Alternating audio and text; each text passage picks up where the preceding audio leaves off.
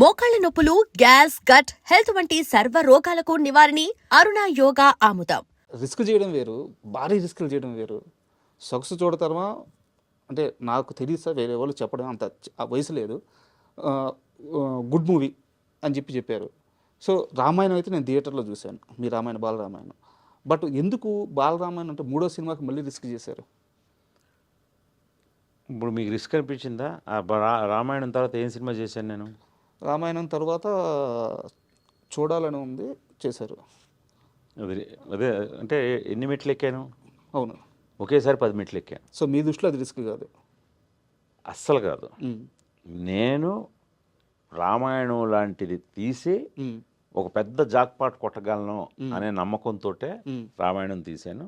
అది ప్రూవ్ చేశాను కాబట్టి ఒకేసారి 10 మెట్లు ఎక్కి చూడాలని ఉంది. చిరంజీవి గారు తీయగలిగారు. అదేం సార్, అన్ని మెట్లు ఎక్కేసారు? అది చెప్తున్నాను. సో అది ఏమాత్రం రిస్క్ కదండి, అదే చెప్తున్నాను కదా సార్. నేను తెలుసుకున్న ఒక క్వశ్చన్ ఉంది. ఫస్ట్ మీరు బాలరామాయణం ప్రపోజల్తో వెళ్ళినప్పుడు ప్రొడ్యూసర్ గారు కొత్త డైరెక్టరు సరిగ్గా హ్యాండిల్ చేయగలడా లేడా అని డౌట్ పడి, ఆయన కొంత ఇబ్బంది పడి మొత్తానికి శ్యాంప్రసాద్ గారి వల్ల ఏదో ఒప్పుకొని సినిమా అంతా అయిపోయినాక ఏదో అనుకున్నానయ్యా అల్లాడించేసావు, మామూలుగా తీయలేదు అని చెప్పి అన్నారంటే ఇన్సిడెంట్ జరిగిందా? ఇది ఇలాగేం జరగలేదండి. ఆయనకి ఏంటంటే ఇప్పుడు సొగసు చూడతరమా అనే సినిమా తీశాను నేను, అది నా రెండో సినిమా. మూడోది రామాయణం అనగానే పురాణాన్ని వీడు హ్యాండిల్ చేయగలడా, కుర్రాడు చాలా యంగ్ కదా నేను. సో ఇంత యంగెస్ట్, ఎందుకంటే వాళ్ళందరూ కేవీ రెడ్డి వాళ్ళతో సినిమాలు తీసిన ప్రొడ్యూసరు ఎంఎస్ రెడ్డి గారు, కమలాకర్ కామేశ్వరరావు గారు. అలాంటిది నేను కుర్రాడు రామాయణం తీసేస్తాను పురాణం అనేసరికి షాక్ అయ్యాను. ముందు ఐడియా నచ్చింది, ఇద్దరు చిన్నపిల్లలతో తీయాలని ఐడియా నచ్చిందయ్యా, కానీ రామాయణం అసలు నువ్వు హ్యాండిల్ చేయగలవా, నువ్వు తీయగలవా అన్న. నేను తీయగలను సార్, తీస్తాను కాబట్టి ఐడియా వచ్చింది నాకు అని అంటే, సరే అయితే నా ఫ్రెండ్స్ కొంతమంది ఉన్నారు, వాళ్ళందరినీ పిలుస్తాను, నువ్వు అసలు రామాయణం కథ చెప్పు మాకు, నువ్వేం తీయాలనుకుంటున్నావో చెప్పు అన్నారు. దాదాపు ఒక 20 మంది కూర్చున్నారు, అందరూ పండితులు, మామూలు కాదు. ఎంఎస్ రెడ్డి గారి బ్యాచ్ మామూలుగా అప్పట్లో మాలకొండారెడ్డి గారు, ఈవెన్ నాకు తెలిసి గుంటూరు శేషేంద్ర శర్మ గారు కూడా ఉన్నారు అనుకుంటాను. అలాంటి వాళ్ళందరినీ కూర్చోబెట్టి చెప్పు రామాయణం అన్నారు. చెమటలు పట్టేస్తాయి కదా సార్. నేనేంటంటే అప్పటి వరకు రామాయణం అనేది సినిమాల ద్వారా చూసి తెలుసుకున్నదే, కానీ నేను ఎప్పుడైతే రామాయణం థాట్ వచ్చిందో నేను అప్పుడు వాల్మీకి రామాయణం చదివే నేను ఒక ఆర్డర్ రాసుకున్నాను. సో అందుకని ఆ కమాండ్ తోటి మొత్తం చెప్పిన ఆ ఫస్ట్ సిట్టింగ్లోనే వాళ్ళందరికీ కాన్ఫిడెన్స్ వచ్చింది, ఇతను తీయగలడు, ఇతను పాత్రలను అర్థం చేసుకుని తీరు, కానీ ఇతను సటిల్గా చెప్పిన విధానం కానీ ఖచ్చితంగా ఇతను తీయగలడని వాళ్ళందరూ ఓటేసాక అప్పుడు సినిమా మొదలైంది. లేకపోతే ఇది చివరంతా అయిపోయిన తర్వాత పరీక్ష కాదు, ముందే పరీక్ష. ఎందుకంటే అప్పట్లోనే 3 కోట్లు ఖర్చు పెట్టామండి ఆ సినిమాకి, చిన్నపిల్లలతో. 3 కోట్లు అంటే ఇప్పుడు నాకు తెలిసి 90 కోట్లతో సమానం, అంతే కదా.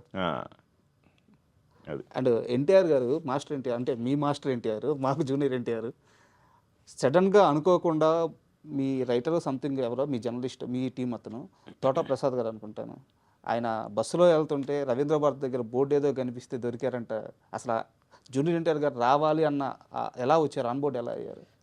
ఆయన కూడా చూసి ఉండొచ్చేమో, కానీ ఎన్టీ రామారావుని ఫైండ్ అవుట్ చేసింది మాత్రం ఎంఎస్ రెడ్డి గారు. అవునా? ఓకే. ఎందుకంటే ఎంఎస్ రెడ్డి గారు ప్రతి ఈవినింగ్ రవీంద్ర భారతిలో ఏమి కార్యక్రమాలు జరుగుతున్నా ఈయనే వెళ్తారు అతిథిగా.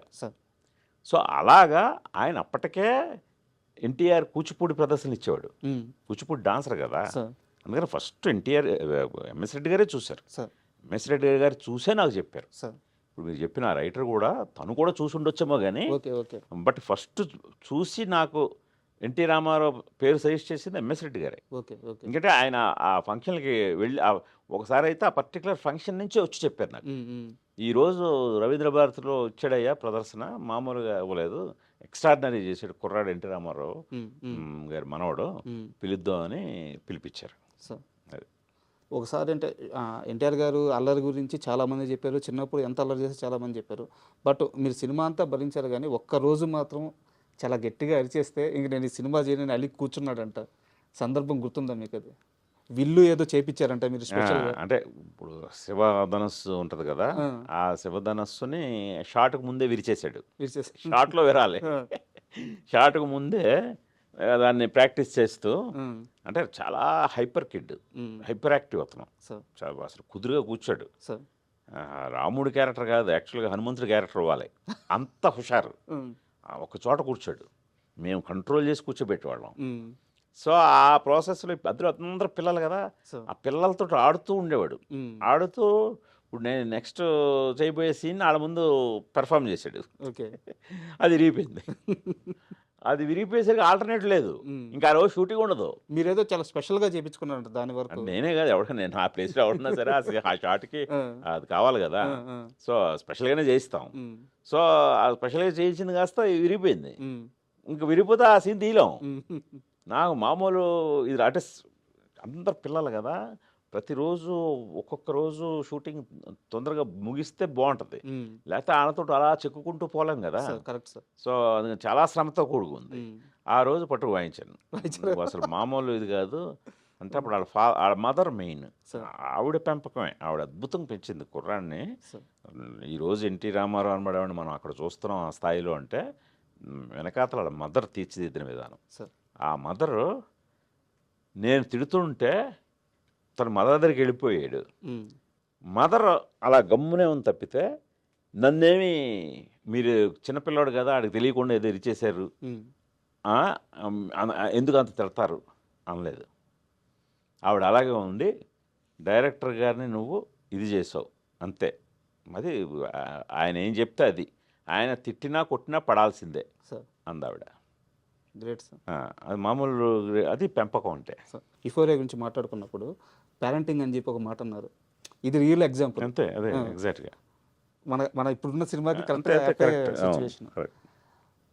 సార్ ఎంత జర్నీ అంటే మీరు ఇందాక అన్నారు రామాయణం తీసిన తర్వాత నేను ఒక 10 మెట్లు ఎక్కానని, బట్ దత్తు గారు నాకు తెలిసి మిమ్మల్ని తీసుకెళ్ళి చిరంజీవి గారికి పరిచయం చేశారు. చిరంజీవి గారు ఫస్ట్ మీకు ఇచ్చిన టాస్క్ ఏంది అంటే, సారీ ఫర్ ఇట్లా అంటున్నందుకు, అప్పటిదాకా మీరు రామాయణం హిట్ కొట్టినా కానీ స్టార్స్ని హ్యాండిల్ చేయలేదు. చిరంజీవి గారు మిమ్మల్ని స్టార్స్ని సరిగ్గా మామూలు ఆర్టిస్టులనే పెద్దగా చేయలేదు కదా. చిరంజీవి గారు మిమ్మల్ని నమ్మాలంటే ఆయన ఏదో ఒక మ్యాజిక్ జరిగి ఉండాలి. ఆయన మీకు ఇచ్చిన ఫస్ట్ టాస్క్ ఏంది, ఎలా నమ్మారు మిమ్మల్ని? కథ చెప్పడమేనండి, టాస్క్లు వేరే ఇవ్వరు మనకి. ఒక డైరెక్టర్కైనా ఒక రైటర్కైనా వేరే టాస్క్ అవసరం లేదు. నువ్వు ఏం తీయబోతున్నావో నువ్వు చెప్పే దాంట్లోనే తెలిసిపోదు నీ సత్తా. నేను కథ 3 గంటలు అనర్గళంగా చెప్పాను. దత్తు గారు, చిరంజీవి గారు, అరవింద్ గారు, వీళ్ళ ముగ్గురు విన్నారు కథ. నేను నా లైఫ్లో డైరెక్ట్గా చిరంజీవి గారిని చూడడం అదే మొదటిసారి. సినిమా ఇండస్ట్రీలో ఉంటున్నా చిరంజీవి గారిని ఎప్పుడు చూడలేదు కూడా నేను. సో అందువల్ల ముందు వెళ్ళిన వెంటనే కొంచెం ఆ స్టార్ ఆరా ముందు కొంచెం షేక్ అయ్యాను అని చెప్పాను. సార్ మీరేమనుకోదు సార్, నేను మిమ్మల్ని ఫస్ట్ టైం చూస్తున్నాను సార్ అని చెప్పి ఆయన ఆశ్చర్యపోయాడు. ఏంటంటే ఎప్పుడు నన్ను షూటింగ్లో కానీ నువ్వు ఇండస్ట్రీలో ఉన్నావు కదా చూడలేదంటే, చూడలేదు సార్ నేను మొదటిసారి చూస్తున్నాను, అందువల్ల కొంచెం టైం తీసుకుంటాను సార్ అని కొద్దిగా వాటర్ గీటర్ తాగి ఇంకా మొదలు పెడితే, ఇంకా చిరంజీవి కాదు నా పాత్ర, రామకృష్ణ అనే పాత్ర, ఆయన పాత్రగానే ట్రీట్ చేసి 3 గంటలు నేను నరేషన్ ఇచ్చిన తీరికే అదే సిట్టింగ్లో మొదటి సిట్టింగ్లోనే ఓకే అయిపోయింది. ఇంకా వేరే పరీక్షలు అవసరం లేదండి. ఎనీ డైరెక్టర్కి కానీ రైటర్కి కానీ వాడు ఏం చెప్తాడో అందులో తెలిసిపోతాడు ఏం తీస్తాడో. అందులో అలాంటి ఎక్స్పీరియన్స్ ఉన్నవాళ్ళు టక్కన పెట్టేస్తారు. అది. And for more videos, please subscribe to iDream. Please subscribe to iDream. Please subscribe iDream. And please subscribe to iDream. For more videos, subscribe to iDream. please like, share and subscribe to the channel. Congratulations, iDream. Subscribe to iDream. Subscribe to iDream. So subscribe to iDream Media. iDream ki iDream team andarki huge congratulations. Please subscribe iDream Media. Please subscribe to iDream. Subscribe iDream. Please subscribe to iDream. iDream అంటే నా కళల ఛానల్ను subscribe చేసుకున్న నోరు తిరుగుతలేదు, మీరైతే గంట గుర్తు కొట్టండి. For more such videos, please subscribe to iDream. Subscribe to iDream. Please subscribe to iDream. Please subscribe iDream Media. Please do subscribe to iDream. Please subscribe to iDream Media. For best entertainment and information, please subscribe iDream. And don't forget to subscribe to iDream.